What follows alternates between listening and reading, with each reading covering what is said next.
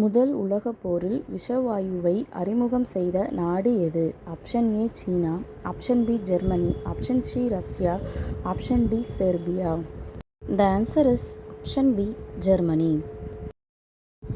கிறிஸ்தவர்களுக்கும் இஸ்லாமியர்களுக்கும் இடையே நடைபெற்ற போர் எவ்வாறு அழைக்கப்பட்டது? ஆப்ஷன் ஏ புனித போர், ஆப்ஷன் பி இஸ்லாமிய போர், ஆப்ஷன் சி சிலுவைப் போர், ஆப்ஷன் டி கிறிஸ்துவ போர். The answer is option C சிலுவைப் போர். யமட்டோ என்பது எதன் முன்னாள் பெயராகும்? Option A Korea, option B Malaysia, option C Japan, option D சீனா. The answer is option C Japan. Balkan கழகம் என்னும் அமைப்பு உருவாக்கப்பட்ட ஆண்டு? Option A 1914, option B 1917, option C 1923, option D 1912. The answer is option D 1912.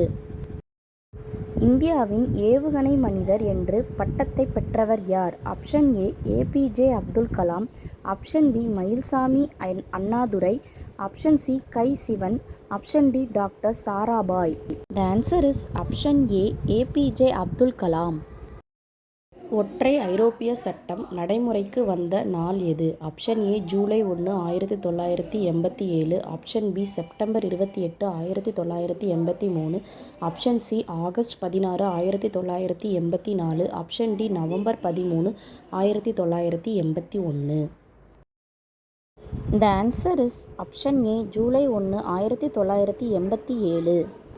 பண்டைய நாடோடி இன ஈரானிய சித்தியர்கள் சமஸ்கிருத மொழியில் டேஸ் என அறியப்பட்டனர்? ஆப்ஷன் ஏ கன்வர்கள், ஆப்ஷன் பி சுங்கர்கள், ஆப்ஷன் சி சாகர்கள், ஆப்ஷன் டி கிரேக்கர்கள். The answer is option C சாகர்கள்.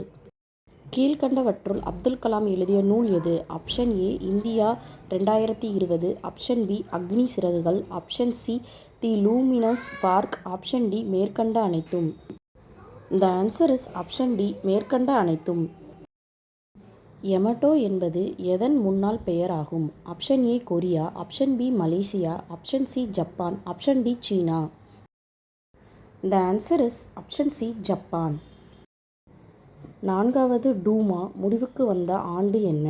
Option A 1914, option B 1912, option C 1917, option D 1915. The answer is option C 1917.